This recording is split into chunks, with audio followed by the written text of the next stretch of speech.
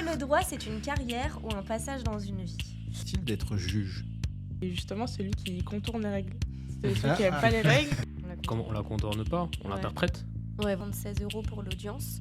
Le pouvoir réglementaire qui Ouais, est défini c'est par plutôt l'article ça. 37 de la Constitution. Il sort des punchlines depuis tout à Ouais. l'heure. Hein, t'as vu attends, là. Là, comme nous, jusqu'à 23h. Cours de la magistrature est Et l'un des très, plus- ouais. très Ah ouais. dur. Un peu mal jugé, où certains peuvent prendre un petit peu de haut. Je pense à une. Bonjour à toutes et à tous et bienvenue sur un nouvel épisode de Désorienté. Alors aujourd'hui, un épisode assez spécial parce qu'on va spécifiquement parler du droit.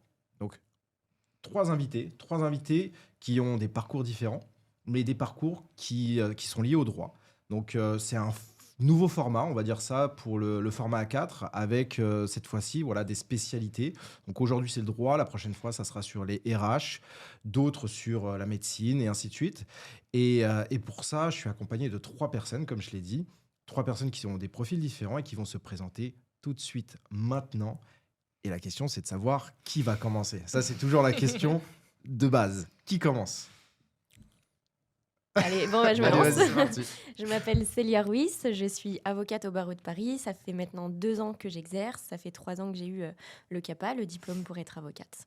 Ça fait déjà 2 ans, 3 ans Ça que fait tu déjà 2 ans, J'ai c'était le l'impression que 9 c'était l'an- octobre. Je viens de fêter Ah mes ouais 2 ans de bar, exactement. Ah ouais. Ouais. J'ai l'impression que c'était l'an dernier. Ouais. Non, vraiment, je Moi me aussi. souviens de la publication et j'ai l'impression que c'était l'an dernier. Ok, Ouais. très bien. On continue comme ça? Pas de souci. C'est parti. Je m'appelle Gloria, j'ai 26 ans. J'ai un master du coup en droit du commerce international et donc juriste aujourd'hui. Ok, très bien. Alors bonjour à tous, je m'appelle Panvir et je suis étudiant au magistère droit des techniques de l'information et de la communication et / master en droit du numérique à l'université de Poitiers. Ok. Ah ouais, c'est Ouais.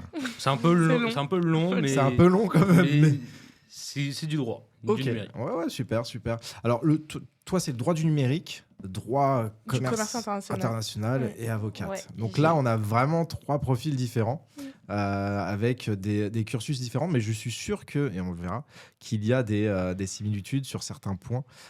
Et notamment, première question que j'ai à vous poser, c'est pourquoi le droit? Et pourquoi ce droit-là? Enfin, le droit que vous avez choisi. Mm. Parce que toi, t'es J'ai- avocate J'ai pas précisé, oui. Ouais, En droit de la famille et en droit pénal. d'accord. Ah ouais, Voilà. ça blague pas, droit pénal. Ok. Ah ouais. Alors, pourquoi le droit? Enfin, pourquoi le droit en général et pourquoi ce droit-là, cette spécialité-là? Je peux commencer. Pourquoi le droit? En sortant du lycée, je savais pas trop vers quelle filière m'orienter, puisque c'est vrai qu'on a plusieurs possibilités. Mais je savais que je voulais quand même aller à la fac. Et donc j'avais le choix entre le droit ou médecine. J'ai un peu réfléchi, je me suis dit que médecine ce serait peut-être un peu trop pour moi niveau pression. Donc j'ai choisi le droit. Enfin c'est comme ça que j'ai choisi le droit. Et pour ma filière, j'ai toujours apprécié justement ce côté commerce et ce côté international. J'ai de la famille en Angleterre, donc je parle anglais. Donc effectivement, le côté voyage, le côté étranger, ça m'a toujours attirée. Et donc j'y ai réfléchi pendant mes 3 années de licence. Et je me suis orientée donc vers le commerce international, initialement parce que j'avais passé le concours d'inspecteur des douanes entre ma L3 et mon M1. Et dans la mesure où je ne l'ai pas eu, je voulais quand même rester dans ce domaine-là. Et donc j'ai décidé de faire un master quand même. Donc commerce international, ça allait bien et je restais encore dans le droit. Ok. Et au lycée? Oui. Au lycée, qu'est-ce que t'avais quelle spécialité? Enfin, je sais pas, je sais plus. Moi, si- j'ai l'ancien bac. T'as l'ancien bac. ok, ouais. J'ai l'ancien bac. J'ai fait un bac ES Ok, et j'avais pris mention du coup SES. d'accord. Enfin, sciences politiques, pardon. C'est ça, Ok. sciences politiques au bac. Ouais, donc déjà, dès le lycée, il y avait Oui, quand même des c'est petites, ça. des Des petites petites- choses oui. qui J'aimais te bien guidaient. la SES, j'aimais bien les sciences politiques. J'ai pensé à Sciences Po, mais au final, non, je me suis pas orientée dedans. Et Ouais. du coup, le droit, c'est ce qui allait un peu Ah. dans le même schéma, quoi. Mais t'as hésité quand même avec la médecine. Oui, Ok. Et pourquoi t'as hésité? parce que petite, je voulais être puéricultrice. D'accord. Ok. Du coup, j'ai... Ouais, voilà. t'as Ouais. hésité. J'ai hésité Ok, entre les ok. deux et au final, c'était le droit. Ok, très bien. Voilà. Célia, Panvir? Oui, je veux bien commencer. Euh, Comment je suis tombé dans le droit? C'est lié à un concours de circonstances. Mon projet initial, c'était d'aller à Sciences Po. Ok. Mais au final, je me suis auto-censuré, donc j'ai dit pas Sciences Po. Mm.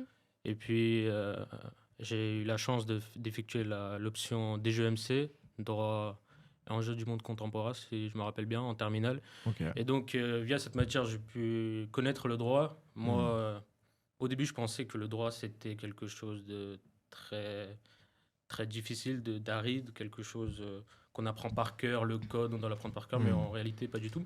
Donc, ça m'a plu et je me suis orienté vers une classe préparatoire ENSD1, droit économie, au lycée André Bouloche et à l'université Paris 8. Donc, j'ai effectué 2 années de classe préparatoire au lycée. Donc, j'avais des cours en droit et en économie. Et en parallèle de cela, j'avais ma licence de droit classique à l'université Paris 8. Ok. Et pour la question du droit du numérique, pourquoi après mes 2 années de classe préparatoire, je me suis dit qu'il faut que je continue vers cette voie de magistère. C'est-à-dire que je me pré-spécialise dès la licence 3 dans une matière qui me plaît. Et donc, il y avait plusieurs magistères en droit des affaires et en droit de la propriété intellectuelle. Et moi, tout ce qui était lié à l'innovation et également au numérique, ça m'intéresse énormément. Et j'ai donc fait le choix d'intégrer le magistère à Poitiers. Ok, très bien, très bien, très bien. En fait, pareil, toi, dès le lycée, il y avait déjà ces petits signaux qui te disaient le droit, ça te parle. C'est ça, exactement. Ouais, ok, très bien. Célia? Ouais. Moi, c'est pareil, hein, j'ai passé mon bac en 2015, donc ça fait déjà 10 ans maintenant. Ah J'étais ouais en S, ouais. C'est horrible. Le temps passe vite, J'étais en S, donc les maths, la physique, chimie, etc. En arrivant en S, j'ai bien compris que je continuerais pas là-dedans, mais de base, moi, je voulais toujours j'ai toujours voulu faire un métier lié à la justice. Parce que je déteste l'injustice et c'est vraiment cette voie-là qui m'intéressait. Donc, mais cette voie-là au sens large. Je me voyais même dans la police scientifique, etc. Bon, en arrivant en S, j'ai vu que les maths, c'était plus possible. Donc, j'ai laissé tomber la police scientifique. Et quand on a dû faire nos choix sur Parcoursup, j'avais mis droit en premier choix, mais j'avais mis un plan B au cas où, c'était la psychologie, parce que je m'étais dit sinon, je me tournerais vers la criminologie. Voilà. J'ai été acceptée en fac de droit et puis ensuite j'ai eu le parcours le plus classique, c'est-à-dire que j'ai fait mes études de droit jusqu'au Master 2, j'ai passé mon CRFPA pour rentrer à l'école des avocats. Et pourquoi le droit pénal? Parce que initialement je suis spécialisée en droit pénal, le droit de la famille s'est rajouté que par la suite, parce qu'en L1 j'ai découvert le droit pénal et je n'ai continué mes études de droit que pour ça. J'étais vraiment passionnée par le droit pénal, tout le reste ne m'intéressait absolument pas. Et voilà, j'ai vraiment continué que pour ça, que pour être avocate pénaliste. Ok, et pourquoi avoir ajouté le droit de la famille? Et c'est dans la pratique, une fois que j'ai prêté serment et que j'ai commencé à avoir mes premiers dossiers, je me suis vite... en fait, j'étais dans un cabinet qui était spécialisé en victimes conjugales et je me suis vite rendu compte que dès qu'il y avait des victimes de violences conjugales, j'ai oublié le mot violence. Juste avant. T'inquiète, on a compris. Ok. J'étais dans un cabinet qui était spécialisé en contentieux victimes de violences conjugales et je me suis vite rendu compte que dès qu'il y avait des violences conjugales, derrière, il y avait souvent un enfant ou alors un divorce. Et donc ça, c'est la dimension droit de la famille. Donc, moi qui détestais de base la procédure civile, au final, maintenant, j'adore et je fais 50-50, quoi. Ok. Puis, en fait, il y a aussi ce lien lié à la violence, lié aux victimes. Oui, tout est intrinsèquement lié, ouais. Il y a forcément un lien à ce niveau-là. Ok. Alors, je rebondis aussi sur ce que Panvir, tu as dit, sur le fait que c'était...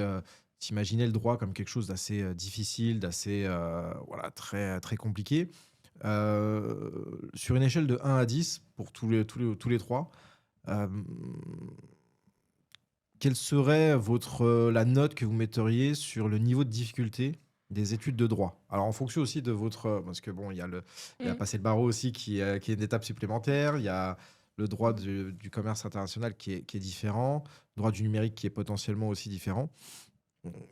Sur une échelle de 1 à 10, vous l'évaluerez comment, cette difficulté? De manière globale? De manière globale. Et alors... Il y a forcément la subjectivité, forcément, mais on va essayer d'être objectif et subjectif en même temps. Je dirais un bon 7,5 quand même. Un bon 7,5. Un bon 7,5. Ouais, ok. Bon 7,5. Ouais. Moi, je dirais 8 quand même. Un bon 8. C'est dur, les études Ouais, de droit. c'est dur. Un bon 8. Faut travailler. Ouais, Faut travailler. Il n'y Ah, a pas de secret.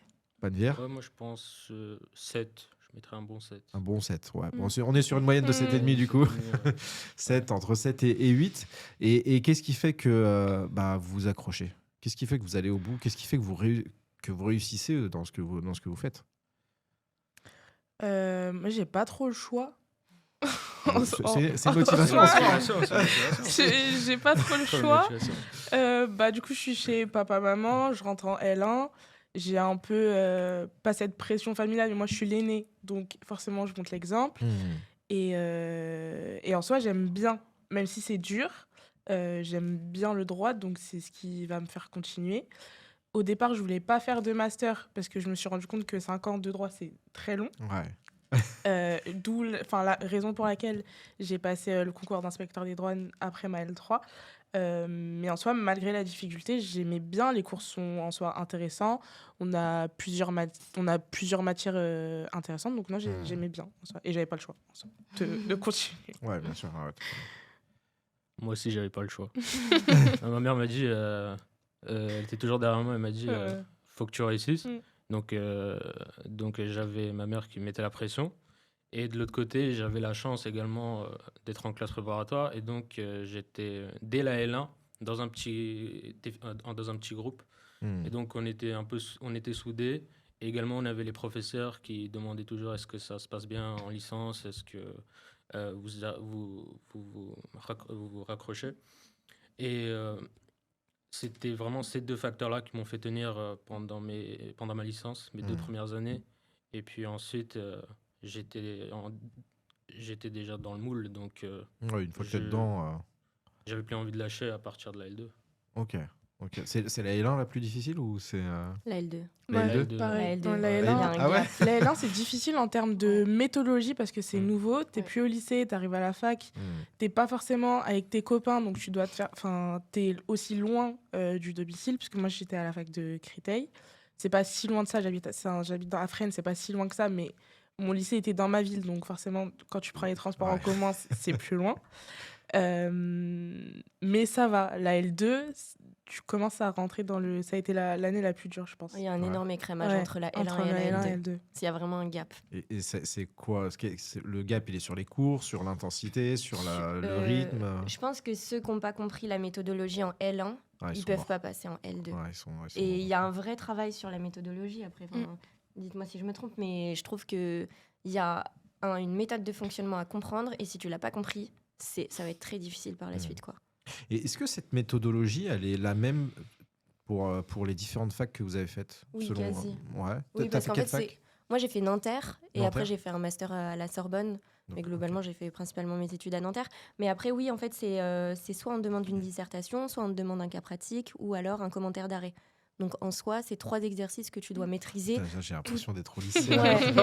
Quand t'as employé ces C'est termes. ça. Tout au long de tes 5 ans d'études, tu dois maîtriser ces 3 types d'exercices. Ouais. Donc après, peut-être qu'il y a en fonction des profs, la méthodologie Sans diffère un peu. ChatGPT. Mais... Ouais. Nous, on n'avait pas Bah, nous, on l'avait pas à à l'époque, l'époque, Qu'est-ce qui se passe on n'avait pas de ChatGPT. nous. Et ChatGPT invente des arrêts ou des Ah ouais jurisprudences, etc. Ah, Donc faut attention vérifier. pour Ouais, les ouais, ouais. étudiants. Faire attention. Ouais. Mais Donc, ok, donc la L2, elle est Elle est dure. Elle est plus difficile et j'ai l'impression que c'est un peu un consensus entre vous là. Oui. Toi aussi, pas dire. Ouais. Je pense également que c'était la période où je voulais arrêter le droit.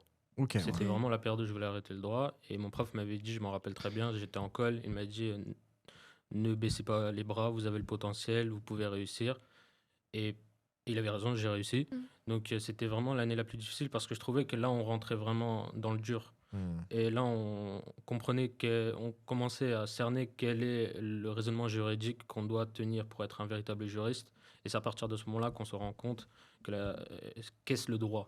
En L1, on apprend la méthodologie, on acquiert une certaine culture juridique, mais on n'apprend pas véritablement à raisonner complètement. C'est vraiment, je pense, à partir de la L2. Ok, ouais. La première année, vous êtes sur une forme de discipline un peu enfin, comme tu parlais de méthodologie, Ouais. D'introduction. Voilà, Ouais, c'est ça, un d'introduction. peu de Tu dois, ouais. l'introduction au droit. Ok. Et après, à partir de la L2, c'est là où tu commences à te, Oui. entre guillemets, un peu à te révéler et Mm. potentiellement faire des choix. À quel moment on fait des choix? Ça dépend des facs. Ouais, Ça dépend là, des ça facs. diffère. Ouais. Ok. Ça dépend des facs. Moi, j'ai été en licence générale de droit, donc L1, L2, L3, donc avec Créteil. Mais je sais que dans d'autres facs, par exemple, dès la L3, tu te spécialises. Mm. Ça dépend. Ça dépend. Ok. En fait, après, de toute façon, tu choisis tes TD. Et tes TD font que tu te spécialises un petit peu. Donc, ceux qui ont choisi TD en droit pénal, ils vont avoir forcément plus de droit pénal. Tu as des TD en droit international, des TD en droit de la famille. Tu choisis, en fait. Ça dépend des facs. Mais tu te spécialises véritablement quand tu passes en master. Ok. Là, parce que tu choisis un master avec un intitulé très particulier. Moi, c'était droit pénal et sciences criminelles. Et puis après, un master 2, droit pénal international et droit pénal des affaires. Là, Ok. on est de plus en plus spécialisé avec le master. Ouais. Et entre la licence et le master, Ouais. est-ce que vous avez ressenti pareil un gap, ou est-ce que parce que des fois il y en a qui disent que en fonction de n'importe quelle spécialité, hein, je parle, que en fait la licence est plus difficile que le master Ouais. par moment, Ouais. et que le master finalement après c'est non, Ouais. pas toi. Ok. Est-ce que tu peux étayer un petit peu? Du coup, pour mon master, j'ai changé de fac. Je suis allée à Nanterre. Ok. Et t'étais où de base? À Créteil. Ouais. C'est ça. Donc j'ai déjà changé de fac, ça a été un changement. Et je trouve que ça a été plus dur. Alors je sais pas si c'est le contenu, le fait de se spécialiser et donc du coup de vraiment rentrer dans le détail de chaque matière. Parce que donc le master se fait en 2 ans et après tu es censé travailler. Donc c'est vraiment à ce moment-là que tu acquiers les compétences avec lesquelles tu vas tu vas pouvoir exercer ton poste par la suite. Donc, je sais pas si c'est le contenu ou si c'est... parce qu'il y a la sélection aussi des masters qui rajoute une certaine pression. Mais ouais, je pense que ça a été plus dur pour moi au niveau du contenu, au niveau du rythme à tenir en master. Puisqu'on a un mémoire, en fonction des facs, on a un mémoire à la fin du M2 à rendre. Donc, je pense que je dirais ça, le rythme et le contenu beaucoup plus spécifique des cours. Ok. Panvier? Alors moi, je dirais que le rythme était plus intense en prépa pendant les 2 années. Ensuite, quand j'ai intégré le magistère, c'était plus cool, c'était plus sympa. Donc, c'était vraiment les 2 premières années. Mais je pense que ça dépend vraiment de la formation dans laquelle tu es. C'est-à-dire, il y a des masters où l'intensité sera plus importante en 3e année ou en master 1 ou master 2. Et ça dépend vraiment de la formation et de la spécialisation que tu vas effectuer en droit. Ok. Et le droit du numérique, Droit du numérique. c'est ça, hein? Oui, c'est ça. Ouais, c'est ça, c'est le droit du numérique. Qu'est-ce que c'est? Enfin, là, tu dis droit du Oui, numérique. oui. Je sais pas. Alors ça, c'est une vraie aussi Ouais, question. ouais. C'est là quand il vous a parlé du droit du numérique. Est-ce que vous avez une idée de ce Oui. que, ouais? Pas Est-ce sûr. que Ah vous, ouais? ouais, Non. voilà, est-ce que entre Ok. vous déjà, Enfin, est-ce que vous glo- comprenez déjà entre gens de droit? Globalement, Est-ce que oui. vous comprenez? Mais je pourrais pas... Ah bah si, oui. Moi, non. La protection des données, la CNIL, etc., le RGPD. Ouais, il y a Ah oui. déjà la question de la protection des données personnelles. Ouais. Alors moi, personnellement, le magistère, c'est plutôt une formation qui est assez pluridisciplinaire dans le domaine du numérique. C'est-à-dire on a touché énormément tout ce qui concerne le droit des données. Mhm. Néanmoins, on a également touché à tout ce qui concerne le droit de la propriété intellectuelle. Ok. Je vais prendre un exemple simple. Par exemple, la protection des logiciels. Lorsque vous avez construit un programme, c'est protégé par le droit d'auteur. Donc le droit d'auteur qui est lié au code de la propriété intellectuelle. Donc vous avez ce volet-là, la propriété intellectuelle, et également vous avez un volet, tout ce qu'il y a au droit de l'audiovisuel. Donc on touche à tout ce qui est droit du cinéma, droit régulation audiovisuelle, Podcast ou pas? l'ARCOM. Non. Comment? Podcast ou pas? Non. Podcast également. Ouais, si. Ouais, ça Ah, touche. ok. Je Donc c'est m'appelle à assez toi au large, cas où. c'est assez large, mais en même temps c'est spécialisé, donc on se rend compte que le droit c'est extrêmement vaste. Et donc même dans une spécialité, il y a des sous-spécialités dans lesquelles il y a encore des sous-spécialités. Oui, ouais, c'est un Donc ça puits sans s'arrête fond, jamais, quoi. on va Enfin, dire. Vraiment. et au niveau de l'IA, est-ce que tu es concerné par l'IA ou pas? Oui, on a eu quelques conférences sur l'IA. Je sais pas s'il y a un droit de l'IA. Il y a un droit de Il y a l'IA? un droit, il y a eu Ouais. l'IA Act qui est arrivé il y a récemment via l'Union européenne. Et pour l'instant, je dois être très honnête, je pense qu'on est encore en retard en termes de droit. Ouais, c'est clair. C'est un Ouais. peu la problématique du droit, c'est qu'il a toujours du mal à rattraper la réalité, donc Mm. il court toujours derrière Après. lui, Hmm. toujours derrière elle, pardon. Ouais. Donc on est encore en retard, mais on essaie de mettre en place une réglementation. En retard par rapport à d'autres pays ou par rapport à la réalité, comme tu dis uniquement? Moi, je Par- pense par rapport à la réalité. Hein. Par Je rapport à la dirais les deux, réalité, mais ça dépend des pays. Il y a des pays Ouais. qui sont extrêmement avancés, Mm. en termes de réglementation. Euh, mais je ne les connais pas très honnêtement. Donc on est en retard, mais en même temps, il y a aussi des enjeux géopolitiques. Si vous essayez Mm. de réglementer la liberté d'expression sur les réseaux sociaux, sauf que si M. Trump considère que Hmm. ça va nuire aux entreprises américaines et que cette réglementation, si l'Europe la met en place, eh bien nous, on va commencer à mettre des frais de douane. Ben écoutez, forcément, on a des difficultés à appliquer la Mm. loi. Ouais, donc ouais, je vois ce que tu veux dire. Ouais, la géopolitique aussi influence Ah oui. Ah oui. les propres droits que nous pouvons Ah oui. exercer sur notre territoire. Ok. Ouais. Après, il y a un autre point sur l'IA, c'est que, tu vois, par exemple, ChatGPT, c'est sorti quand il y a quelques années, Ouais, en soi. ouais, Ça ouais. fait déjà plusieurs années que c'est sorti. Je sais plus quand, mais ouais, ça Ouais. fait. Enfin, je sais Au pas. moins, Ça au fait moins, au moins peut-être 3 ans, Au moins non 3 2-3 ans. ans. Au ouais. moins 3 ans. Facile, ouais. Et là, on commence à venir nous prospecter pour des intelligences artificielles, Mhm. mais spéciales juridiques, pour Mm. que justement on arrive à pouvoir faire des recherches beaucoup plus rapidement. Hmm. Donc c'est des IA, je pense à comment ça s'appelle, Génial. Enfin, c'est des intelligences artificielles spéciales juridiques qui vont piocher dans des bases Je de pense que données. la Panvir et Souris, je pense qu'il Dalloz, connaît. etc. Génial, tu connais. Ouais, il y a Génial, il y a Gemini, enfin il y en a plein, il y a plein, ouais. Doctrine, et tout le monde s'y met, mais ils s'y mettent cette année. Enfin, moi j'ai l'impression que c'est quand même beaucoup plus tard que Ouais, quand surtout, que ça, est sortie l'intelligence artificielle. surtout que ça avance à une vitesse. Oui. enfin, À une c'est vitesse folle. c'est incroyable, quoi. Ouais. Après, je pense Mm. que ça remonte entre guillemets, au problème global, enfin initial du droit, comme Panvir disait. On est toujours un peu en retard. Il faut d'abord ouais, attendre d'avoir effectivement un sujet, une matière Bah, pour pouvoir réglementer. Donc, on ne peut pas le faire Ouais. forcément en amont. Ouais, c'est clair. Et c'est Comme pour ça l'électricité qu'on est... électrique. c'est ça. mais enfin, cette idée de retard, est-ce que finalement elle n'est pas normale? Parce que tant qu'il y a, enfin, pas forcément pour l'IA, hein, je parle de manière très générale dans le droit. Vraiment, je pose la question de manière très ignorante, pardon. Est-ce que le retard n'est pas finalement Un fondement. un Enfin, fondement, oui. quoi, un des principes du droit, on va dire ça comme ça, Ah, où en gros, tant qu'il n'y a pas eu de situation comme celle-ci, Mm, difficile de soit de Projeter. l'anticiper, de se Ouais, projeter c'est ça. et d'émettre soit des lois ou des réglementations vis-à-vis d'une situation, quoi. Enfin, c'est un peu le principe aussi si je dis pas de bêtises, c'est un peu aussi le principe de la jurisprudence. Mm. C'est en fait, en fonction d'une Ça, situation, on fait évoluer certaines lois ou Mm. certaines Ouais. choses. Vraiment, je ne connais pas vraiment, mais je connais ce terme-là. Juste, je voulais le placer. J'ai pas encore placé Bien objection, joué, bien mais je joué. sais qu'en France, on le dit pas objection, mais Non. mais Ouais, bon, je voilà, je le placerai quand même à un moment donné. Et je sais pas, qu'est-ce que vous en pensez? Ouais, mais t'as raison.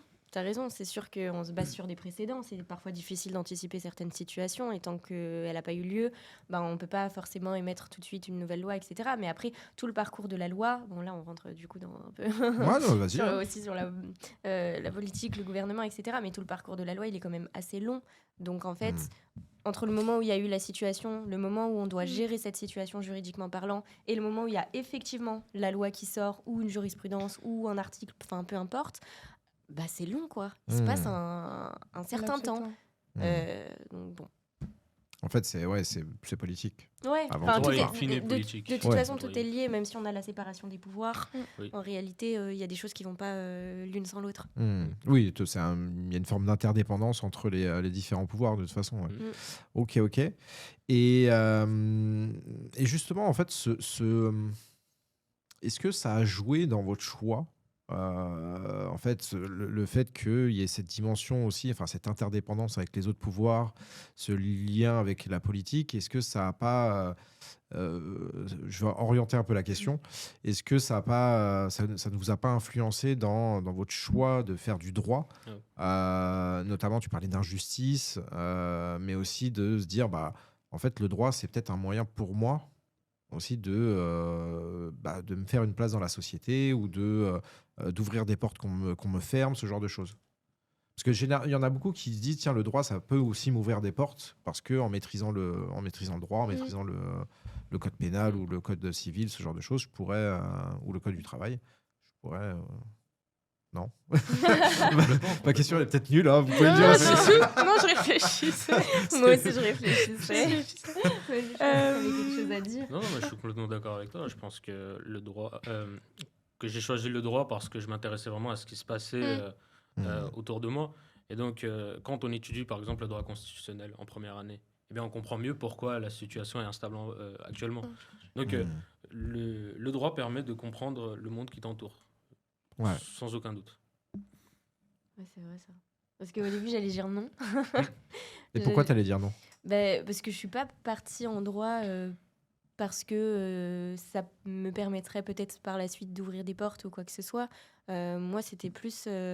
j'avais surtout en tête l'exemple des prisons, des personnes condamnées, où je me disais, OK, à quel moment on bascule vers l'infraction? Et donc, c'était plus toute la psychologie autour de ça qui m'intéressait, mais pas parce que ça va m'ouvrir par ailleurs des portes ou parce qu'on considère que c'est un bon métier ou quoi que ce soit, quoi. Mais après, c'est vrai que ce que tu viens de dire, c'est hyper pertinent. Quand on connaît certaines bases du droit, on peut comprendre certaines choses qui se passent actuellement. Et ça, c'est évident. Comme quoi, par exemple? Quand on comprend la base du droit pénal, je sais pas, moi, je prends une affaire des affaires hyper médiatisées qui viennent de se passer. L'exécution provisoire pour Marine Le Pen, la condamnation de Nicolas Sarkozy, l'affaire Gisèle Pellico.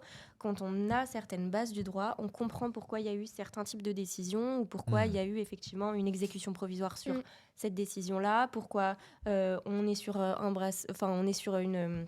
J'allais dire un bracelet électronique, pas du tout. On est sur une condamnation pour Nicolas Sarkozy. Enfin, on comprend certaines choses. Quand on n'a pas ce vocabulaire-là et quand on ne comprend pas la définition de tous ces termes-là, ouais, c'est difficile de comprendre et c'est difficile, ouais. Ok. C'est ce que je pense. Non, très bien. Très bien. Et toi, Gloria? Alors toi, c'est un peu plus spécifique parce que c'est très orienté commerce aussi. C'est ça. C'est moins orienté, par exemple, droit pénal ou droit de la famille. C'est ça. C'est beaucoup plus orienté injustice, aide de l'autre. Mais c'est vrai que moi, quand j'ai commencé mes études, déjà initialement, je savais que je voulais pas être avocate. Donc, j'allais en droit, pas forcément initialement pour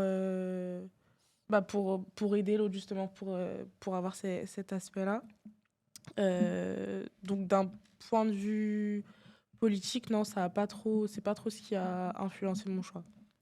Mais je suis d'accord avec le fait qu'effectivement, il y a je sais qu'aujourd'hui, il y a certains éléments et certaines choses que je comprends mieux parce que j'ai fait des études de droit. Et que pour une personne lambda, ça peut être effectivement compliqué à comprendre. Est-ce que vous conseillerez Conseillerais. Ouais, Oui. c'est ça. On est le matin là. On tourne le matin là, je vous le dis. Est-ce que vous pourriez conseiller à quelqu'un justement de s'intéresser au droit même si on ne fait pas d'études de droit? Est-ce que pour vous c'est une nécessité de s'intéresser au droit? Alors peut-être pas du droit pur, pas apprendre des lois ou connaître des lois, des règlements, etc. ChatGPT pour ça. mais s'intéresser, oui, à justement la corrélation entre politique et droit, totalement, oui. Ouais, je pense exactement pareil. C'est hyper important. Si on veut comprendre ce qui nous entoure aujourd'hui et ce qui se passe, ou même ce qui s'est passé avant et ce qui peut se passer par la suite dans le futur, c'est hyper important. C'est hyper important de maîtriser certaines bases. Complètement, je suis d'accord. Je suis complètement d'accord. Je pense que quand quelque chose nous arrive, c'est toujours plus sympa de savoir quels sont nos droits que de ne pas les savoir. Et prends un exemple. Si vous avez un accident et que vous connaissez pas, si vous intéressez pas un minimum à la responsabilité civile, donc forcément vous avez moins, vous êtes plus facilement, euh, vous avez plus de facilité à vous faire attaquer sans connaître, si vous ne connaissez pas vos droits. Donc c'est plus sympa. Ouais, c'est aussi cette possibilité de se défendre face à des injustices aussi, ce genre de choses. Moi, je me souviens, j'avais fait du droit quand j'avais fait de la compta. Franchement, c'était passionnant. Et mon prof de droit nous parlait de la responsabilité civile et de certains cas de figure où qu'il avait vécu, des anecdotes où à chaque fois il pensait à la responsabilité civile et à certains codes en fait, tu vois. Et ça m'avait marqué et et il nous disait, je vous ai posé la question parce que en même temps c'est ce souvenir-là qui s'est déclenché. Et il nous disait oui, en fait faut vraiment que vous ayez des bases même minimes, mais au moins sur des petites choses. Comment fonctionne déjà le droit, comment se pense le droit. Et j'ai trouvé ça très intéressant et j'ai beaucoup aimé le droit à cette période-là. Mais bon, je ne vais pas continuer après en compta ni dans le droit. Voilà. Moi, je suis là, je fais des podcasts. On est là. Voilà. Gloria ? Oui. Pardon. Gloria, est-ce que tu peux nous expliquer un peu ce qu'est le droit commerce international ? Le droit du commerce international, ça va être la réglementation donc, qui entoure la réglementation du commerce international. Donc, on est surtout, du coup, nous, en France, on va surtout apprendre tous les règlements européens qui régissent justement ces règles-là, donc Bruxelles 1, Bruxelles 1 bis. Et dans, effectivement, ce cadre-là, ça permet ça permet aux entreprises de pouvoir justement échanger entre elles lorsqu'il y a un conflit, lorsqu'il y a effectivement un problème. Tout ce qui est rédaction de contrats, justement entre entreprises qui font commerce, ça va être effectivement ces règles-là qui vont s'appliquer. Par exemple, le choix de la juridiction. Si les deux entreprises sont en désaccord par rapport à un terme du contrat, si une entreprise n'a pas respecté son obligation, devant quel juge je vais devoir aller, devant le juge de quel pays je vais aller, quelle loi va s'appliquer, est-ce que c'est la loi française, est-ce que c'est la loi néerlandaise, et tout ça, c'est régi justement par des règlements. Et donc, en fait, c'est l'étude de toutes ces règles-là. Ça doit être hyper complexe, n'empêche. Oui, mais c'est super sympa. Enfin, moi, ouais, j'aime bien. j'imagine. Parce qu'il y a ce côté très ouvert. Enfin, il y a une ouverture à avoir. C'est ça. T'es pas cantonné au droit du commerce français, mais là, tu non, tu dois te confronter à tout. Non, c'est vraiment pas... on n'apprend pas forcément les règles du commerce, justement, en France. C'est vraiment... si je puis résumer ça comme ça, la gestion de conflits, la gestion de désaccords. On a un contrat, on a un problème par rapport au contrat. Comment est-ce qu'effectivement on peut le résoudre ? Devant quelle juridiction on va ? Quelle loi on applique ? Enfin, c'est vraiment ça le principal. Est-ce que t'es déjà tombé sur des situations où, en fait, le droit du pays, du pays de l'autre pays, était pas absurde, mais tu t'es dit, mais en fait, en France, c'est pas comme ça en France, quoi. C'est pas comme ça en France, mais nous, on a appris comme ça. C'est notre droit qui est comme ça. Et donc, chaque pays, effectivement, a ses lois, ses règles. C'est le propre d'un pays. Ils sont chacun, du coup, souverains. Mais justement, quand c'est absurde ou quand on ne peut pas forcément se reposer sur les lois ou les règlements de ce pays-là, on a justement des règlements européens ou des règlements internationaux qui viennent poser les bases et qui viennent nous dire si effectivement cette loi-là paraît absurde pour chacun, on va appliquer ceci. On ne va pas forcément appliquer la loi française, mais c'est cette règle-là, promue par le règlement international ou le règlement européen, qui va s'appliquer. Ah oui, donc après, dans ce cas de figure, c'est la loi du pays, soit de la France ou de l'autre pays, ou alors si vraiment c'est compliqué, on fait appel à... En fait, il y a une pyramide. Ouais. C'est la pyramide... Il y a hiérarchie. C'est ça. Je connais la pyramide de Maslow, mais c'est pas ça. C'est la pyramide de quoi ? De Kelsen. Ouais. De Kelsen. Kelsen. Ouais. Ok. C'est un juriste autrichien, il me semble. Ah, mais oui, je vois c'est quoi. Il y a pas... Attendez. Vas-y. Interro surprise. Attention.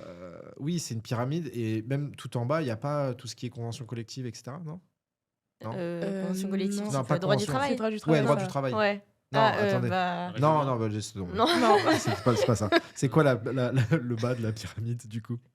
J'ai oublié. Je sais plus, je peux regarder. Non, je sais. Je sais plus. J'ai oublié, mais en gros, en haut, t'as la Constitution, donc c'est ce qui régit le droit. Tout en bas. Continuez à parler, je fais des vérifications. Donc, le droit, Ouais. c'est la pyramide de... De Kelsen. Kelsen, avec un Kelsen. K. Mais tout dépend de ce que tu mets comme Ouais, norme. exactement. Si tout en bas, tu considères qu'il y a le soft law, le droit mou, bah, c'est le droit le plus bas Ouais. dans la norme. La coutume, etc. La coutume, tu pourrais également mettre les arrêtés municipaux, ensuite les règlements. Oui, voilà, c'est ça. Voilà, les et arrêts. après, petit Ok. à petit, tu à augmentes, petit, t'as les tu lois, la Constitution, et puis après, à côté de ça, tu as tout ce qui est règlement européen, international, quoi. Mais c'est ça, en fait. Tu vois, quand je te disais la convention collective, c'est aussi par rapport au droit du travail ou Ok. en fait, par rapport à, en fait, À une loi, par exemple. à une loi ou l'application de quelque chose. Oui, on regarde d'abord... On regarde d'abord la ouais. convention collective, mais Oui, finalement. oui, après, c'est il y vrai, a- non, mais t'as Il y a raison. aussi- Oui. Ouais. Et donc là, dans la pyramide de Kelsen, Ils mettent quoi, il y a alors? marqué, en fait, c'est par bloc. Ouais. Il y a marqué bloc réglementaire. Ouais. Et le bloc Donc je pense que ça, c'est un peu le règlement intérieur d'une entreprise, par exemple, dans ce cas de figure. Ce Euh, serait plutôt le règlement Non. le pouvoir réglementaire qui Ouais, est défini c'est par plutôt l'article ça. 37 de la Constitution. Ah, ok, pardon. C'est pas le même, mais- Ok, très bien. Après, il y a le bloc de l'égalité, Oui, donc c'est les lois. c'est les lois. Bloc de conventionnalité Oui, Oui, donc c'est tout ce qui est la traités cons- internationaux, Exact. tout ce qui est convention européenne. Ok. Ça. et bloc de constitutionnalité. C'est la Constitution.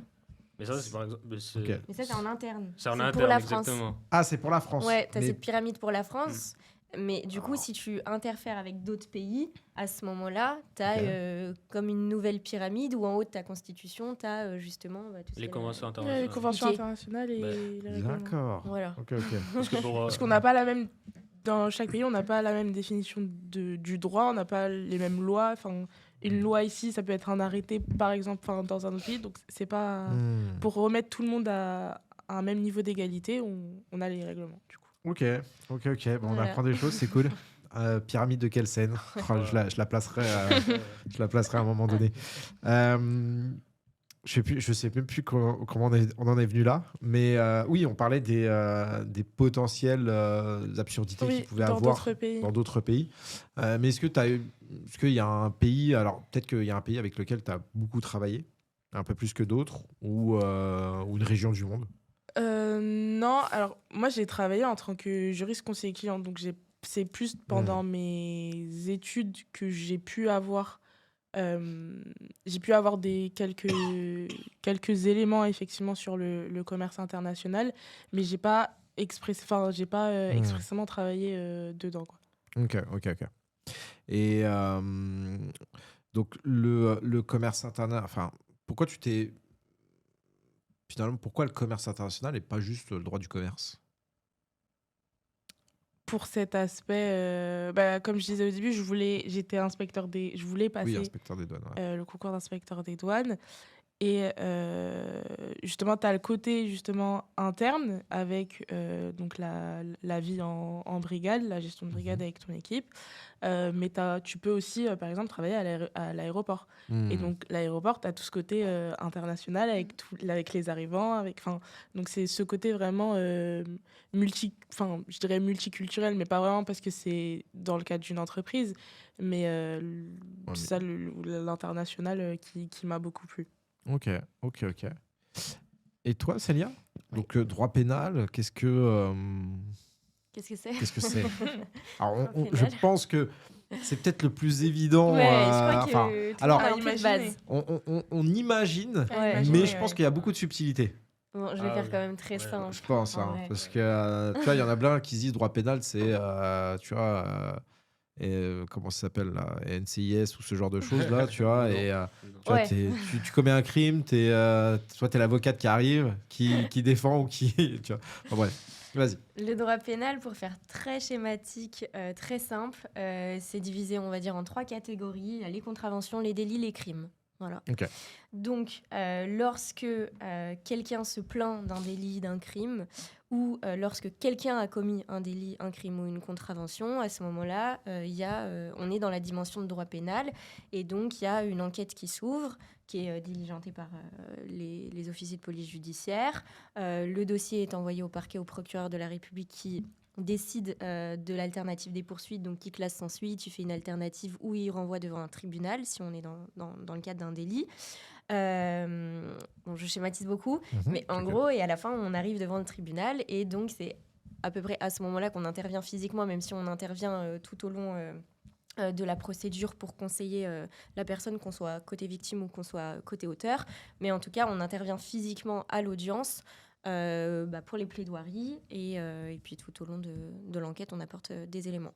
Voilà. Et toi, est-ce que tu... alors, je sais pas, c'est vraie question, est-ce que tu choisis si tu es du côté victime ou du côté auteur? En fait, là, c'est une question très pratique, c'est quand un client nous appelle, moi, je demande toujours ce qu'il en est du Qu'est-ce que tu as dossier. fait? Non, mais pour vérifier. Après, j'ai aussi le côté droit de la famille, alors ils n'ont pas forcément fait quelque chose. Ah ouais, Mais oui, je demande toujours quelle est la nature du dossier pour vérifier déjà que ça correspond à mes compétences, c'est hyper important, et puis que ça correspond aussi à mes valeurs, parce qu'effectivement, il y a certains types de dossiers que je n'ai pas envie de gérer. J'ai la chance aujourd'hui d'être à mon compte et donc de pouvoir effectivement choisir ma clientèle. Ouais. Vraie question aussi, enfin vraie question, il n'y a que des vraies questions, mais est-ce que tu as le droit de refuser? Ouais, totalement. Ok. Oui, complètement. Ok. Et j'en ai déjà refusé. J'ai déjà refusé T'as certains refusé, dossiers. si c'est possible, Ouais. de quel type de dossier, sans aller dans le détail du dossier, mais quel genre de dossier? Des fois, c'est plus quand on rencontre la personne, on sent que ça va pas coller. Il y en a aussi. Il y a beaucoup de personnes avec énormément de problèmes qui viennent nous voir. Parce que il y a le volet pénal, il y a le volet droit de la famille, il y a aussi le volet ASE, assistance éducative avec les enfants placés, que je gère beaucoup. Je pense notamment à une dame qui avait malheureusement certaines maladies, comme la bipolarité et la schizophrénie, qui faisait que j'étais pas en mesure de m'occuper de son dossier parce qu'elle changeait d'avis tous les 4 matins et qu'elle me harcelait un peu sur mon téléphone. Et donc là, effectivement, j'ai dû refuser le dossier, malgré le fait que je l'avais reçu une première fois en rendez-vous. Ok. Oui, donc c'est en fonction de... Enfin, c'est au cas par cas de toute façon. C'est au cas par cas. Il faut aussi matcher avec la personne. En fait, c'est hyper important d'avoir une relation de confiance. Le client, il doit avoir confiance en son avocat, mais nous aussi, on doit pouvoir avoir, entre guillemets, confiance en notre client. Pour collaborer sur le dossier déjà, pour pas découvrir des choses à l'audience, aussi pour le côté honoraire, c'est important, mais c'est la relation qui nous lie. Donc c'est important de pouvoir choisir. Est-ce qu'il y a des dossiers que tu parlais de valeurs que tu ne pourrais jamais accepter?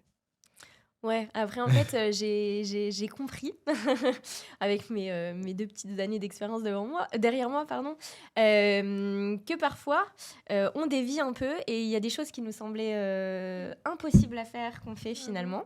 Donc je préfère pas m'avancer là-dessus. J'ai certaines choses en tête, mais sait-on jamais si dans quelques années on me ressort cet épisode-là. Ouais, c'est clair. Non, mais t'as raison. Je préfère pas m'avancer, mais oui, il y a des choses que j'ai pas envie de faire et que pour l'instant je fais pas. Ouais. Ok. Tout à fait. Ok. Après, de toute façon, ça évolue et je pense que, comme tu l'as dit, peut-être qu'il y a des affaires sur lesquelles tu pourrais tomber qui, aujourd'hui, tu te dirais non et finalement, pourquoi pas, peut-être qu'il y a quelque chose à faire, effectivement. Ouais, et puis surtout, on ne sait jamais quand la personne vient nous présenter un dossier. En réalité, tant qu'on n'a pas creusé et qu'on n'a pas cherché au fond du dossier, on ne sait jamais vraiment qu'est-ce qui s'est passé, comment ça s'est passé, etc. Donc des fois, partir juste avec la présentation du client, c'est pas suffisant en fait. Est-ce que c'est pas finalement aussi le propre un peu d'un avocat de ne creuser. pas avoir, de ne pas avoir d'a priori, ou du moins de ne pas rester sur sa première impression et de se dire je vais creuser un minimum pour pouvoir me décider derrière, quoi. Ah oui, non mais complètement. Mais de toute façon, ça arrive tout le temps. Ok. Ce que je vous propose, c'est qu'on passe aux cartes sur table. Yes. Alors, le carte sur table, qu'est-ce que c'est? Je pense que vous êtes habitués, celles et ceux qui nous regardent et nous écoutent. Donc là, il y a des petites cartes qui sont posées avec des petites questions. Alors, des questions qui peuvent être soit très générales, soit un peu plus spécifiques, donc qui pourraient plus correspondre à l'une ou l'un d'entre vous. Et l'idée, c'est de pouvoir répondre à ces questions. Alors, la personne qui tire répond la première. Après, si on veut compléter, on peut Ok. compléter sans problème.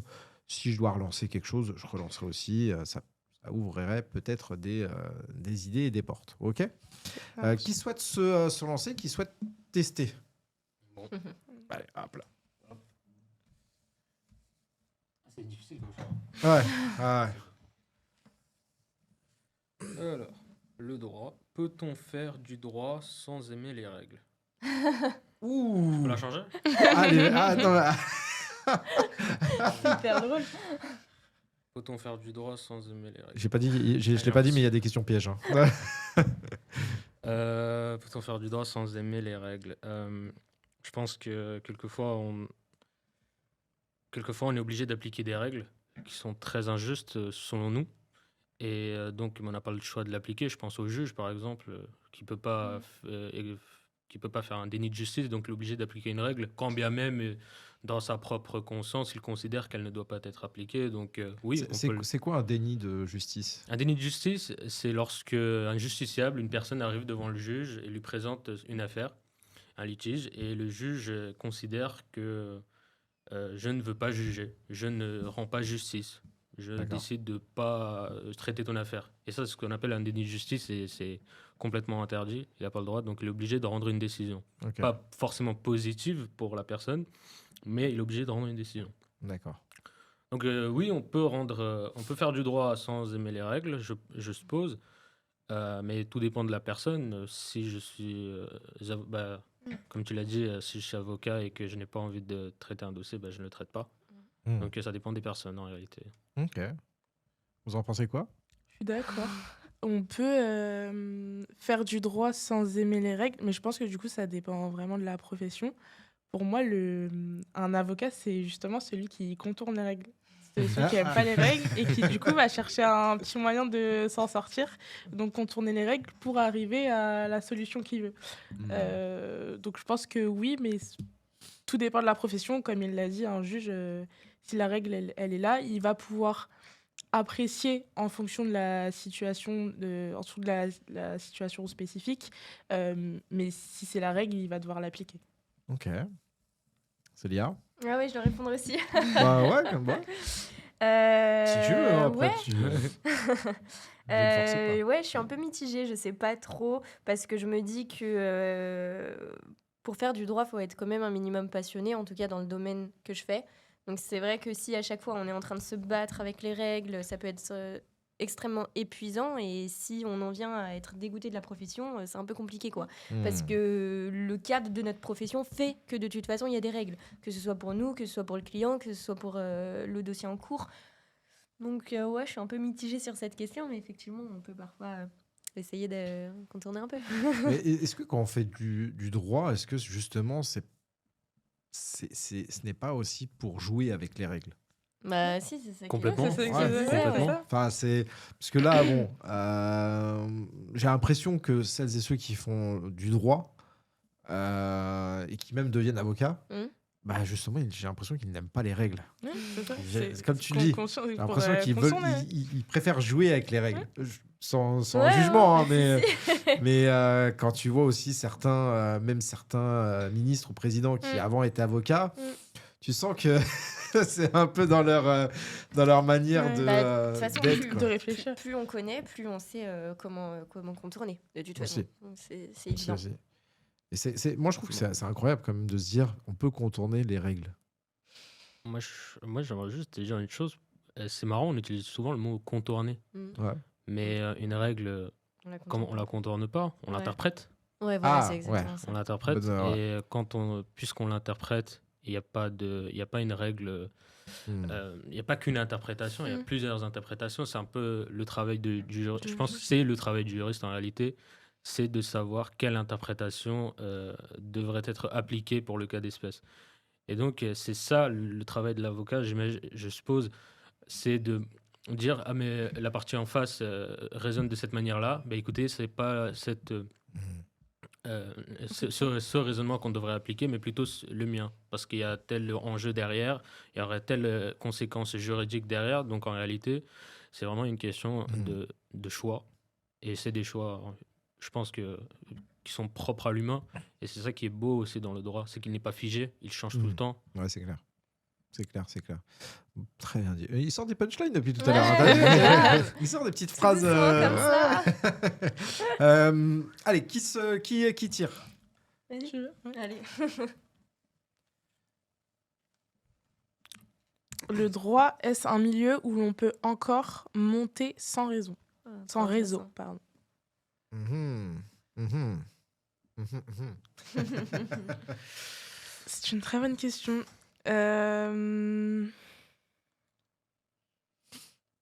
Si on prend le droit, si on prend les métiers du droit de manière du coup globale, enfin ceux qu'on connaît, juriste, avocat, juge, ou par exemple inspecteur de police, euh, je dirais que ça dépend vraiment de la profession. Ceux pour lesquels tu dois passer un concours. Hmm. En soi, c'est effectivement toi contre... Enfin, t'es face aux personnes qui concourent avec toi. Mais t'as pas forcément besoin de réseau. Si tu passes le concours de commandant de police, t'arrives à ton poste et t'es à ton poste. En revanche, c'est vrai que si tu passes le barreau et que t'arrives et que tu réussis le barreau et que effectivement donc du coup tu deviens avocat, avocate, euh, t'as besoin d'avoir ce réseau-là juste pour avoir des clients, en fait. Hmm. Le fait qu'elle ait pu ouvrir son cabinet, c'est parce qu'elle avait un réseau. Et donc, les avocats, les grands avocats qui arrivent effectivement à monter, entre guillemets, comme c'est écrit sur la question, ils ont élargi leur réseau. Et c'est peut-être aussi parce qu'ils avaient des personnes importantes déjà dans leur réseau qu'ils connaissaient, qui leur ont permis d'avoir des clients qui ont été recommandés. Hmm. Euh, donc, je sais pas trop. Ça dépend de. Ouais, je trouve que ça dépend. Je pourrais pas te donner une réponse Elles sont difficiles les noire questions. ou Hein. blanche. Ouais, Ah non, ouais, blanc, ouais. je sais pas. C'est vrai. Je sais pas ce que vous en pensez. Moi, je pense qu'on peut y arriver sans réseau. Après, c'est vrai qu'à partir du moment... Pour moi, ce qui bloque, c'est au niveau des stages et au niveau de l'expérience. Hmm. C'est là où c'est le plus compliqué et là où le réseau, il a effectivement sa place. Sur le reste, tu travailles, tu réussis à passer d'année en année, tu réussis tes concours ou ton examen, bah, il n'y a pas de difficulté, c'est toi, ton mérite et ton travail. Après, quand il faut effectivement faire des stages parce que c'est obligatoire, là oui, ça peut être un petit peu plus compliqué et le fait d'avoir un réseau permet de nous aider ou en tout cas facilite la mise en relation pour faire nos stages. Mais moi, c'est vrai, par exemple, en L2, j'ai pu faire mes stages donc assez jeunes, parce qu'en général, ils prennent pas trop les L1 et L2. J'ai pu faire mon stage parce que, effectivement, mon oncle connaissait, enfin, sa meilleure amie était avocate, etc. Donc, j'ai pu avoir mes premiers stages comme ça. Ça, c'est sûr que ça m'a aidée. Après, pour monter un cabinet, ça dépend de la personnalité des gens. Hein. Il y en a qui se débrouillent très bien sans réseau, et j'ai plein d'exemples dans mon entourage qui ont réussi alors qu'ils n'avaient aucun réseau. Et puis, pour ma part, moi, j'ai été aidée quand même de quelques amis parce que du coup, j'ai prêté serment 1 an après avoir eu le CAPA, ce qui fait que tous mes amis avaient déjà prêté serment, étaient déjà installés depuis 1 an. Ils avaient 1 année d'expérience avant moi. Moi, j'arrive, je connais plus personne parce que je suis plus du tout dans le milieu du droit après une année sabbatique. Oui, ils m'ont envoyé mes premiers clients, ça c'est sûr. C'était mes amis, mes confrères, consoeurs, du coup, maintenant. Mais donc oui, ça m'a aidé. T'as ouvert ton cabinet seul? Ouais. Ouais. Ouais. Ok. Très bien. Ah bah, franchement, je te rejoins complètement. Quand on est étudiant, on a vraiment des difficultés à trouver un stage. À titre d'exemple, moi, j'ai vraiment eu énormément de difficultés à trouver un stage parce que dans le cadre de mon magistère, première année, je dois effectuer un stage de 1 mois.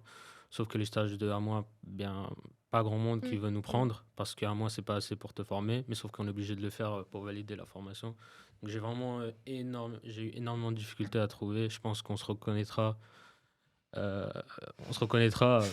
Pour ceux qui ont passé 50, ceux qui ont envoyé 50 DM sur LinkedIn ou encore des mails, Et des 50 CV. encore, t'es Et gentil. encore, 50 fois ce. Ah ouais. Donc le réseau joue énormément quand on est étudiant. Et d'ailleurs, je voudrais parler d'une association qui existe, qui s'appelle la Courte Échelle et qui est dirigée par le magistrat Youssef Bader.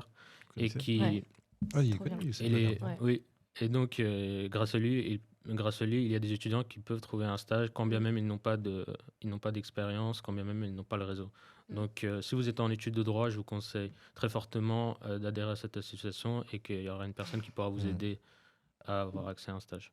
Ouais. Donc voilà. Bah, C'est si, une super belle asso. important. si cet assaut existe, c'est que d'un C'est côté, qu'il y a un C'est qu'il y Ouais. a une C'est qu'il y demande. a un, C'est qu'il y a une demande. il y a un une besoin, il y a, demande. il y a une demande et il y a une problématique en quelque sorte à ce niveau-là. Donc, Ouais, c'est clair. Il y a Et une je vraie prends des diff- stagiaires aussi, si jamais. Même quand on est en L1, L2, L3. Je suis très intéressé. Ah bah, on en reparle en après. droit du numérique. Ouais. C'est pas exactement le domaine, mais ouais.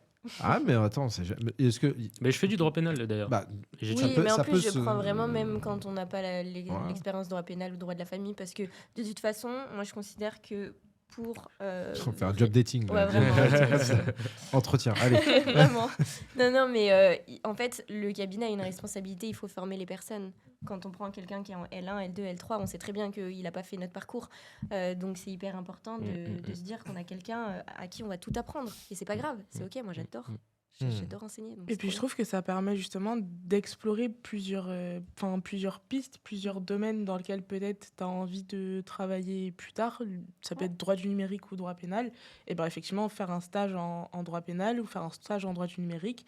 Mais si par exemple, je sais pas, tu as droit des sociétés, ça te plaît pas forcément, fais quand même un stage en droit des sociétés. Tu vas peut-être découvrir dans la pratique d'autres choses, d'autres éléments qui vont te plaire, qui en cours ne te plaisent pas du tout. Parce que c'est vrai Oui. que parfois, les éléments de cours et la pratique sont Ouais, totalement Il y a différents. rien à voir. Et donc, Ouais, des fois, il y a souvent effectivement, un gap, quoi. n'hésitez pas à faire des stages pour explorer. Mais en plus, enfin, les différentes filières, spécialités, Ouais. en fait, peuvent se rejoindre à un moment donné. Enfin, là, tu vois, tout à l'heure, tu parlais de base, tu étais dans le droit pénal et finalement, tu as intégré Ouais. le droit de la famille parce que en exerçant, tu t'es aperçu que les Ouais. deux pouvaient être liés. Comme là, je prenais l'exemple du droit du numérique. Pareil, enfin, tu peux avoir du pénal dans le droit du numérique ou enfin les deux peuvent se coïncider à un moment donné ou Complètement. enfin, Si, converger quoi. complètement. Et puis, c'est Comme pas le droit parce des sociétés. qu'on a fait un Ouais. master en telle spécialité ou qu'on a passé le CRFPA en telle spécialité qu'on va forcément exercer dans cette spécialité-là. Il faut être ouvert. En réalité, il y a plein d'avocats qui sont un peu généralistes, qui peut-être ont fait du droit du travail de base, mais se retrouvent à faire un peu de droit des contrats, etc. De toute façon, c'est tellement large, on peut faire un peu ce qu'on veut, et c'est ça qui est trop bien aussi. Ouais. C'est qu'on sera jamais figé et on sera jamais que dans une case. On peut faire ce qu'on veut, en fait. Ok, Ça, c'est ok. cool. Et toi, Panvir, je rebondis aussi sur ça. Mhm. Après ton diplôme, une fois que tu l'as Oui. obtenu, tu souhaites être juriste spécifiquement ou Alors, moi, je souhaite préparer le CRFPA. Ok. Cette année, j'essaie de le préparer, en droit pénal d'ailleurs. Et donc, je souhaite devenir Bon, avocat. voilà. Bah, Je souhaite devenir avocat. ok, très bien. Célia, Cache, ouais, à toi de piocher. c'est mon tour. Oh là là. Alors des fois, il y a des questions qui peuvent être un peu nulles. Hein. Ok. Je vous le dis. Mais faut pas se dénigrer comme ça. Il faut le dire. Ok. Est-ce que le droit, c'est une carrière ou un passage dans une vie? Ah. Je vais répondre du coup avec mon prisme d'avocate. Je me suis toujours dit que je serais pas forcément avocate toute ma vie.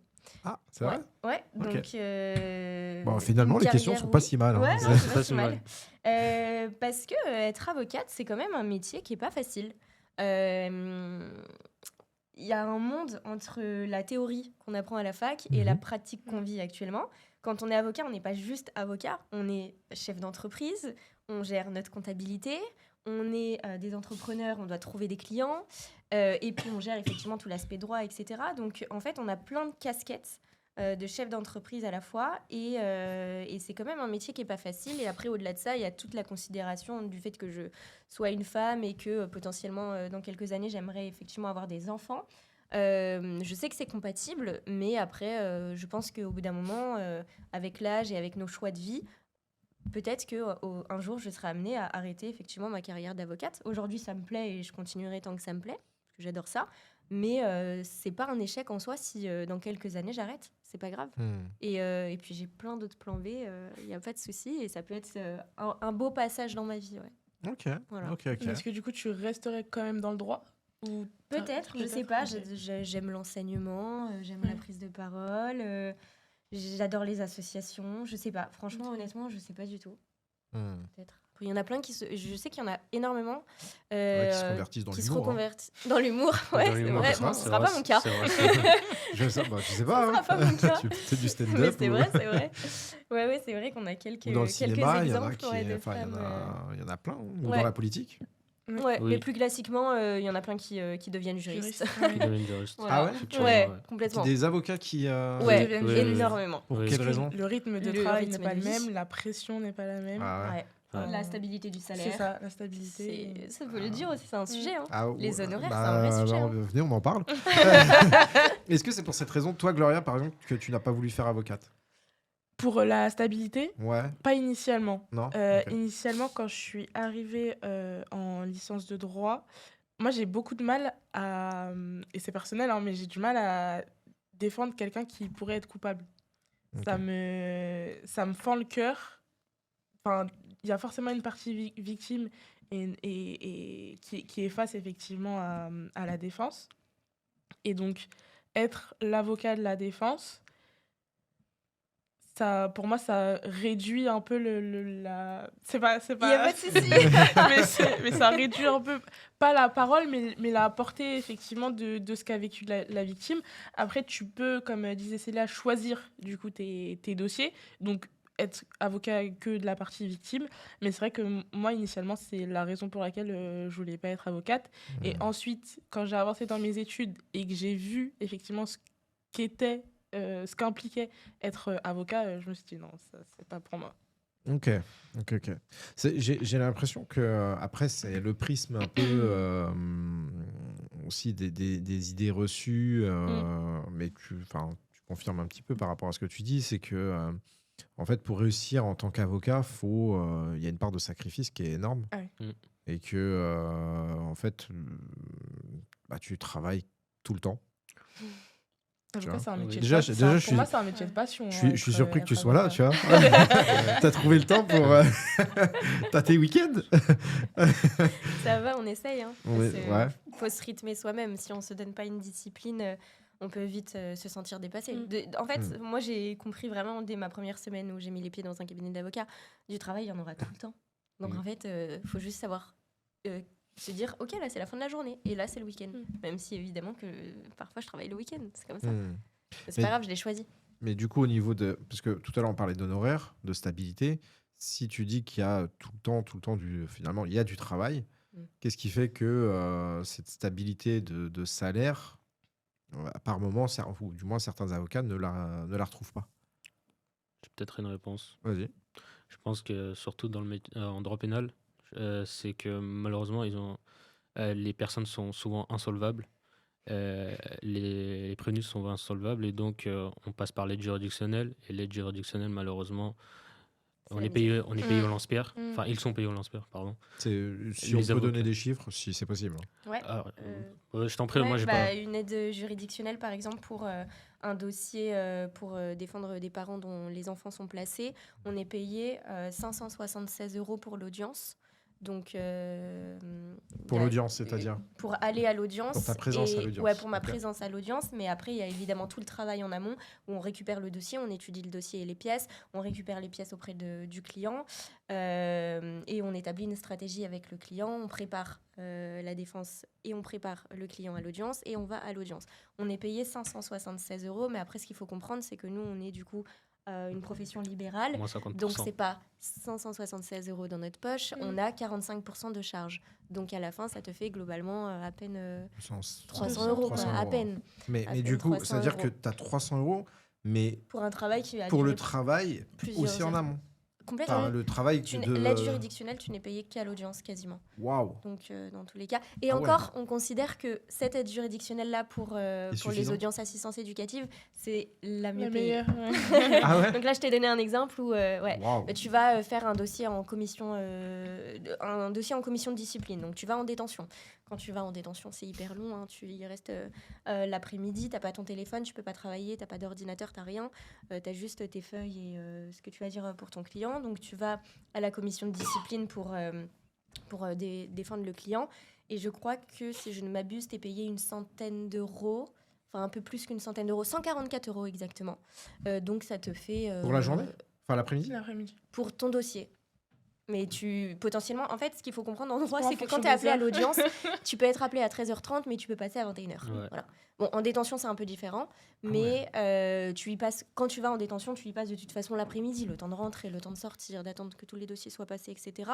Et c'est du moment où tu peux absolument pas bosser, donc tu peux pas rentabiliser. Et 144 €, bah ouais, je suis navrée, ça fait 80 et quelques euros pour une après-midi. C'est pas, ça reflète pas l'investissement et le travail, et ça reflète pas l'après-midi que tu y passes, Ah ouais. et surtout ça reflète pas tes 7 ans Mais d'études, quoi. comment ça se fait que certains sont. Enfin, on a l'impression que certains avocats sont blindax, quoi. Ah oui, Enfin, mais après, il y en a. je pense. Mais après, il y en a. Oui, il y en a. Mais après, il y en a. c'est plus en droit des affaires. Oui, ça dépend C'est des plus domaines. en- ouais, après, si tu fais de la Après, t'as des fusion-acquisition, très ce genre de grands choses. pénalistes. Oui, c'est ouais. mieux payé. Mais après, tu passes 80 heures à travailler. Ouais, T'as pas donc de c'est encore sur un week-end. burn-out, Il y a, ouais, il y a C'est des encore personnes pour qui font des achever, burn-out. Il y a des personnes qui doivent faire un closing à minuit Ouais. le samedi soir. Ouais. Et en fait, ils vivent pas. Et en réalité, je me pose toujours la question. Yes. Si je me rappelle bien, les cabinets anglo-saxons en début de carrière, ils touchent environ 90 000 à 100 000 euros Ouais. en collaboration. Il faut enlever moins 50%, donc il reste 45 000 euros. Mais donc ça revient à 3 000 euros. L'année ou le mois? L'année. L'année. Et donc le mois, on arrive à 3 000 euros, mais 3 000 euros pour 80 heures. Est-ce que par semaine, hein, par semaine. Donc, Ouais, non. est-ce que c'est vraiment si rentable que ça? On peut se poser la question. Ouais, après, il y en a qui sont bien plus payés, hein, ça Oui, dépend. mais ça Moi, augmente. j'ai Oui. des amis qui étaient payés 10 000 euros dans les grands cabinets anglo-saxons. Oui. 10 000 euros quand tu viens de commencer ta carrière, c'est énorme. Ouais, c'est vrai qu'il y en a. Mais effectivement, au détriment de leur santé et de leur vie. Mais ils étaient contents parce qu'ils avaient le Uber Eats à 22h, s'ils n'avaient pas quitté le boulot. Enfin bon, c'est une autre dimension, quoi. C'est une autre vie. Ah ouais, mais Ouais. alors là, on parle de droit des affaires, mais Ouais. le droit le droit pénal, il y a des Oui, avocats il y a droit des grands pénal. avocats. Après, Enfin, faut je sais pas, faut Dupond-Moretti, sortir du c'était lot. du droit pénal qu'il faisait. Ouais, non ouais, bien sûr. Oui. Non, mais après, Il était blindax, lui. Enfin, Mais enfin, je sais pas. c'est des gros cabinets. Il y a un Oui. écart entre Oui. nous, les petits avocats qui venons de prêter serment, et le moment où tu passes effectivement comme un ténor du barreau. D'ailleurs, les ténors du barreau, on n'a que des. Quand on dit ténor du barreau, on pense qu'à certains hommes. Mais en fait, il y a plus de femmes maintenant. Il y a plus de femmes, Dieu merci. Ah ouais, mais ok. mais C'est vrai effectivement, que- tu penses qu'à des figures Masculines. d'hommes. Mais oui, eux, ils ont réussi, ils sont blindés. Après, il y a toute une ribambelle derrière qui travaille pour eux. Après, c'est comme, j'ai l'impression que c'est un peu comme tous les domaines, enfin toutes les professions un peu libérales où je vais faire un parallèle, mais qui a rien à voir avec le droit, mais je prends le monde de la formation et du coaching. Il y a peut-être 5% qui sont blindax, le reste, ils survivent, quoi. Enfin, c'est un peu, c'est un peu l'image Ouais. que j'ai. Et certains coachs ou formateurs se disent bah finalement je vais faire ça en entreprise parce que j'ai une stabilité financière, je touche 2005 par mois, mais au moins j'ai une tranquillité d'esprit. Ouais, ça dépend. Voilà. En fait, ça dépend des avocats. Chacun est libre de fixer ses honoraires. Donc, c'est aussi à nous de ne pas sous-facturer. Il y en a beaucoup aussi qui survivent parce qu'ils sous-facturent. Oui, mais ça c'est un vrai problème. Ça, c'est un vrai problème pour C'est le un coup. vrai problème parce qu'on a quand même une expertise C'est à chaud, apporter et on a une plus-value en tant qu'avocat, et cette plus-value-là, on doit pouvoir la valoriser à la hauteur. Donc, bon, les confrères qui sous-facturent.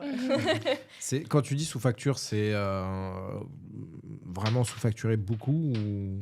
Ouais, après, autant que tu as d'avocats, tu as autant d'honoraires. Enfin, de possibilités de d'honoraires. possibilités d'honoraires, Mm. exactement. Donc ça dépend. Mais après, c'est vrai que moi, je suis passée par des cabinets où on m'a quand même assez bien formée sur les honoraires. Donc aujourd'hui, ça va, j'ai pas l'impression de sous-facturer. Mais tu vois d'autres confrères qui facturent bien plus exactement Le même service. le même service que toi. Et donc, après, il y a aussi la légitimité de se dire, OK, j'ai 2 ans de barre, je fais jeune, je suis une femme en plus. Donc parfois, peut-être Mais il y a plus de ténors inconsciemment, femmes. Du coup. Non. Mais- Enfin, Non. ça commence. Ça commence. Ça D'ailleurs, j'ai un commence, nouveau mais chiffre. non, c'est des hommes, Et- ce qu'on appelle les ténors du barreau. Oui, mais maintenant, on a plus de femmes avocates que d'hommes avocats. Ça, par contre, oui. Depuis quelques mois. Il n'y a pas très longtemps. Ah ouais, ok. Donc, mais, C'est mal- chaud. mais on voit que dans certains grands cabinets anglo-saxons notamment, c'est souvent des hommes qui occupent les places les plus importantes et les femmes un peu moins. Donc ça, c'est une problématique qu'on rencontre un peu partout. C'est que les femmes réussissent mieux à l'école et donc Clairement. des meilleurs diplômes. Sauf que les places dans des grandes entreprises ou même dans les grands cabinets, bah, ce sont les hommes qui les occupent. Ouais, les places stratégiques. Est-ce que tu ressens ça, toi, ou pas, Célia?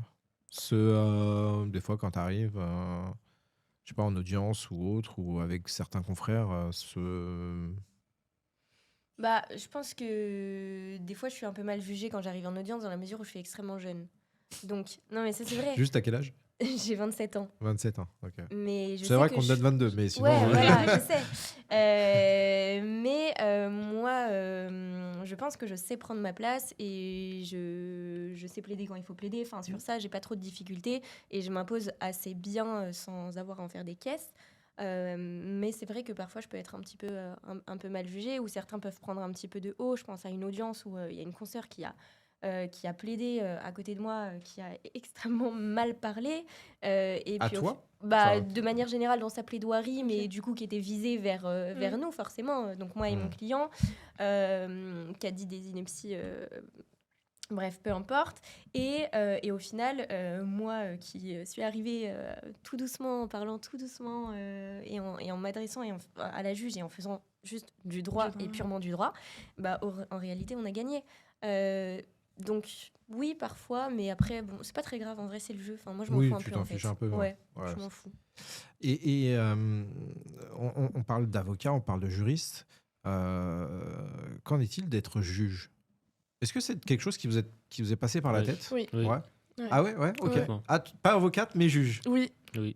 Ah, ok. parce que tu dites-moi prends, en plus. tu prends la décision. Comme il disait tout à l'heure, le juge, tu as la règle et tu peux l'interpréter. Donc tu l'apprécies en fonction de la situation précise et tu prends la décision. Tu dois pas juste plaider parce que effectivement la Célia, elle plaide, elle apporte son interprétation de la situation, mais au final, elle apporte juste son interprétation. Il y a pas de, elle a pas de, J'ai tu pas prends de pas, pouvoir. voilà, c'est J'ai ça, pas de pouvoir, c'est ça. tu Elle peux a le pas, dire. Oui, c'est. elle a pas de pouvoir. Alors si, le pouvoir d'influence. Le pouvoir d'influence. Ou de convaincre. Oui, c'est ça. C'est Oui, ça, tout à fait. C'est un c'est de pouvoir convaincre. aussi. Mais du De coup, c'est convaincre, pas, de persuader. la décision ne lui revient pas par Oui. rapport à la situation. Et c'est vrai que juge, alors moi, c'était pas juge en droit pénal auquel j'ai pensé, mais c'était juge des enfants. Donc, effectivement, tout ce qui est placement, dans tout ce qui est placement d'enfants, c'était plus vers ce domaine-là que je voulais m'orienter. Mais le concours de la magistrature est L'un des très, plus. Ouais. très Ah ouais. dur. Très, très, très Ouais. dur. Je pense que je le mettrais même au-dessus du barreau. Hein. Ah oui. Je sais pas, je l'ai pas passé, mais. Ouais, je pense que oui, enfin, je le oui, mettrais ok, même ouais, je au-dessus pense. du barreau. Il est très dur. Et donc, je me suis auto-censurée également et Ok. je me suis pas lancée, mais j'y ai pensé, oui. Ok. Et toi, Panvir aussi? Ah ouais, moi, initialement, je voulais vraiment passer le concours de la magistrature, mais il y a plein de choses qui m'ont malheureusement dégoûté de ce beau métier. La première chose, c'est que le ministère de la Justice est l'un des ministères les plus pauvres de France, à mon sens. Je tiens à dire que on consacre que entre 2 et 5% du budget de l'État à notre justice, ce qui est vraiment ridicule par rapport aux autres ministères. Deuxième chose, il y a un problème d'engagement. Il n'y a pas assez de magistrats, on est en manque de magistrats. Tu l'avais dit, tu arrives à 13h, mais en fait, tu plaides à 21h. C'est pas normal. Et un prévenu qui arrive à 13h et qui doit être jugé, qui peut aller potentiellement en prison à 23h. Est-ce que le magistrat, il est complètement en état de juger? Je ne suis pas sûr. Il y a un problème également de mixité sociale. C'est un véritable problème, c'est une véritable problématique. C'est l'un des concours les plus difficiles de la haute fonction publique. Ok, mais malheureusement, sauf que la justice, les gens, ils sont pas issus d'une classe sociale en fait. Il nous faudrait une justice avec 1000 visages. C'est Et pour ça qu'il faut le malheureusement, passer. c'est pour ça qu'il faudrait le passer. C'est pour ça qu'il faut le passer. Il faut pas s'autocensurer, c'est vrai. Et je pense que Panvir, il va sortir d'ici, il va se dire, finalement. Je tente. Allez. Avocat, magistrat.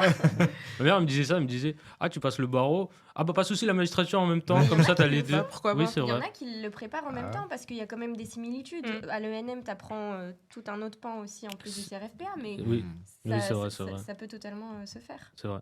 Ok. Donc ça peut. Mais c'est un métier extrêmement difficile, mais qui est très humain. Ouais. Et c'est la beauté Mm. de ce métier, je Mm. pense. Et qui est mal payé aussi, juste pour revenir aux honoraires, parce que du coup, ils sont payés par l'État. Ouais. Enfin, qui est mal payé, entre guillemets. Après, Ça va, c'est relatif. tout- Pas à la tout est hauteur, relatif. c'est- Mais à mon sens, pas à la hauteur. c'est quoi la Quelqu'un- relativité? Bah, On aime les justement, chiffres ici. On aime le- Quelqu'un qui entre, parce que du coup, pour avoir fait mon stage au parquet avec du coup des magistrats et des nouveaux magistrats, donc des nouveaux côté procureur, ils entraient du coup, enfin à leur entrée en fonction, ils gagnaient 2000 €, 1800, 2000. Ah ouais? Donc du coup, c'est pas extrêmement bien payé par rapport C'est à la fonction tout ce qu'il y a avant. Et du coup, je rebondis dessus, c'est la fonction publique et c'est ce qu'il disait, c'est 2 à 5%, c'est ça qu'il Oui. disait, du budget de l'État. Donc, s'il y a beaucoup, enfin, faut le répartir le budget, donc on peut pas tous, enfin, on peut pas payer tous les juges. 2000 €, mais c'est rien, C'est 2000 rien €. du Oui, mais Alors, bien sûr que c'est rien, 2000 €. juste- En fait, on est trop. Pour ce- Je pense que j'ai trop été influencé Par les films. par les films américains Non. où tu as l'impression que le juge, tu vois, il a une baraque avec 3 piscines et tout. Non. Et Alors puis que- le juge, il est aussi là comme nous jusqu'à 23 Ouais. heures. Et le reste du temps, il travaille sur ses dossiers. Donc il a un rythme de vie qui est quand même Mm. assez compliqué. Non, Et mais puis après, il y a 2000 balles, tout le enfin. sujet de la permanence. La permanence, par exemple, tu travailles quasi 24 heures sur 24. Quand nous, on est appelé pour les permanences de garde Mm. à vue, on doit être joignable de 7 heures du matin à 7 heures le lendemain. Hmm. Donc en fait, bon, évidemment qu'on n'est pas sur notre téléphone pendant 24 heures, on dort. Mais c'est pareil. Hmm. Le procureur, lui, il est de permanence pendant, je crois, toute une semaine, ou je sais plus trop comment ça marche les roulements, mais il a énormément de travail aussi, quoi. Alors moi juste, je voulais savoir, ce chiffre-là, tu l'as eu avant la réforme de Dupond-Moretti parce qu'il a revalorisé les salaires des magistrats Ouais, je l'ai judiciaires. eu avant. Tu Ouais, l'as eu tu avant fais parce bien que de là le dire. maintenant il l'a augmenté. Donc j'ai vu sur le site, je crois que de mémoire c'est 3100 € après sortie de l'école. Donc on commence à D'accord. 3100 € Ouais, c'est un peu maintenant. mieux déjà. C'est un peu c'est mieux. brut, hein, Après, mais oui, moi, ce bon. que je dis, c'était c'est net, c'est déjà net. il y a quelques C'est net années. C'est net. Ah, Moi, 3100 c'était il y a quelques années. 3100 d'accord. net Quand j'ai 3100 commencé. € net maintenant. Bon, ça va. Mais finalement. après, on a passé l'un des concours les plus difficiles. Ouais, On a c'est fait ça. 2 ans d'école. Ah, bah oui. On finit à 23 heures. On a 1000 dossiers à gérer derrière. Donc Ouais. 3100 € net, ça reste à relativiser Ah par oui, rapport oui. au travail. Ouais, Quand tu c'est compares exact, par ça. exemple un médecin qui est l'autre pan, Mm. l'autre métier un peu Mm. où tu te dis c'est hyper dur Ouais. avec la passesse, etc. Bah tu vois bien qu'il y a un écart quand même. Hmm. Et encore, il y a certains médecins qui Oui, après pas ça dépend ce forcément qu'on fait. ultra bien payés. hein. Ouais, ouais, bien sûr, et ça Ouais. dépend ce qu'on fait aussi par la suite comme spécialité, ouais. Ok. Eh bien. Ah, ouais, franchement, il y a des choses qui sont un petit peu choquantes hein, dans les révélations. On est bientôt à la fin. Et pour conclure, ce que je vous propose, c'est chacune et chacun à votre tour, voilà, de partager soit, alors, je vais vous laisser le temps de réfléchir un petit peu, soit un livre, ça peut être un film aussi, un documentaire, bref, quelque chose qui, ou même un ouvrage, hein, peu importe, qui soit en lien avec le droit et qui pourrait que vous avez apprécié, que vous avez aimé, et qui a soit conforté votre amour du droit ou quelque chose dans ce style, ou alors même peut-être une autobiographie ou une biographie d'une personne. Voilà, je vous laisse le choix pour que les gens qui s'intéressent au droit puissent peut-être aller vers des ouvrages, des livres, etc. et se renseigner un peu plus. Je sais pas si ma question est claire. Ouais, c'est Ah bon. oui, si, très clair. très clair. Parfait. Ouais. Je peux commencer. Eh ben vas-y. Ok, alors moi je vous conseillerais d'aller lire le livre Le dernier jour d'un condamné de Victor Hugo. C'est un livre qui est déjà extrêmement connu, que peut-être vous avez déjà lu. En tout cas, moi c'est un livre qui m'a beaucoup émue. Et je trouve qu'on ressent bien toute la pression du personnage, toute la tension qu'il y a. Et je trouve que c'est un beau livre. En tout cas, ça fait écho à mon métier aujourd'hui, forcément. Même si, heureusement, la peine de mort est abolie en France. Très bien. Donc du Victor Hugo. On commence Ouais. par du Victor Hugo, comme ça, là, tout ça. C'est un livre qui m'a marqué, ouais. Ouais. Moi, j'en ai plein. Récemment, j'ai vu un film de Daniel Auteuil qui s'appelle Le Fil, qui m'a énormément bouleversé sur matière pénale.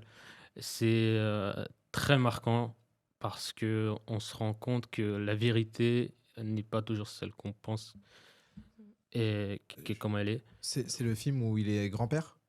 Non, Ah, c'est pas celui-ci. Non, il n'est pas grand-père, il est avocat. Ah, il est avocat lui? Il est avocat, Daniel Auteuil, Ok, et, je pensais que c'était un autre.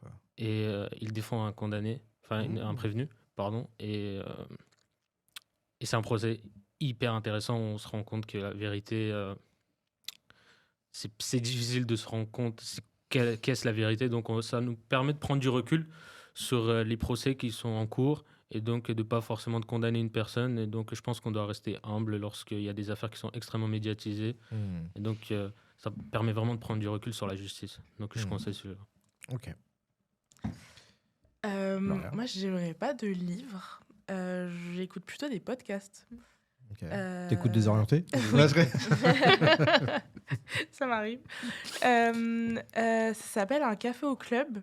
Alors, c'est pas forcément axé sur tout ce qui est réflexion sur le droit, mais c'est vraiment l'invitation de professionnels qui expliquent leur parcours. Pourquoi ce podcast? Parce que, effectivement, bah, vous avez vu, moi, j'ai eu pas mal de fois Hmm. J'ai changé plusieurs fois parce que je savais pas trop vers quoi m'orienter. J'aime beaucoup de choses. Et donc, c'est vrai que c'était un peu compliqué de tout rassembler. Et c'est ce qui m'a permis d'avoir des idées, par exemple, sur des métiers que je ne connaissais pas, des métiers du droit que je connaissais pas. On a l'habitude d'entendre effectivement des juristes, d'être avocats, d'être juge, par exemple. Mais il existe d'autres métiers dans lesquels on peut exercer du droit sans que ce soit du droit pur. Et ça m'a permis effectivement de me faire une idée sur le monde professionnel du droit. Et c'est ce qui m'a aidé Hmm. à un peu m'orienter. Donc j'aurais plutôt ce podcast qu'un livre. Très Trop bien. bien. Très. Merci beaucoup. Merci à tous les trois d'être Merci à d'être venus déjà et d'avoir échangé, témoigné sur sur vos études, votre parcours, vos projections aussi. Je vous ai dit que ça a passé très vite. Ouais. Ça fait déjà quasiment 1h15, 1h20 qu'on discute. Et merci vraiment beaucoup, parce qu'il y a eu pas mal de choses très intéressantes qui ont été évoquées. Perso, j'ai appris aussi des petites choses. Et c'est toujours, c'est toujours intéressant quand on écoute un podcast ou autre de s'enrichir à ce niveau-là.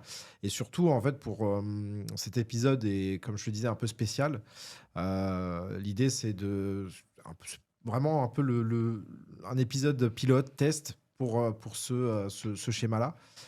C'est-à-dire de prendre une spécialité, de prendre un parcours d'études et de se dire, tiens, on va en parler avec 3 personnes qui ont des approches différentes, qui ont des projections, des envies ou un métier différent lié au droit. Et je pense que là, vous avez répondu à pas mal de questions déjà, et c'est une très bonne chose. Donc, je vous remercie beaucoup. Merci à Merci, toi. merci. Et Merci puis, beaucoup. quant à vous, merci de nous écouter, mais merci de nous regarder. Merci d'être là, toujours après tant d'épisodes. Et je vous invite à liker, à partager, à vous abonner, à aussi commenter. Peut-être que vous êtes dans le droit, peut-être que vous avez envie de faire des études de droit, peut-être que vous recherchez un stage aussi. Donc n'hésitez pas à interagir avec nous. Et si vous avez une idée, si vous exercez un métier particulier qui pourrait intéresser, convenir à Désorienté, avec grand plaisir pour vous accueillir ici dans les studios de Podblend et de vous proposer un temps d'échange sur ce que vous faites. Donc merci à vous, et on se dit à bientôt pour le prochain épisode.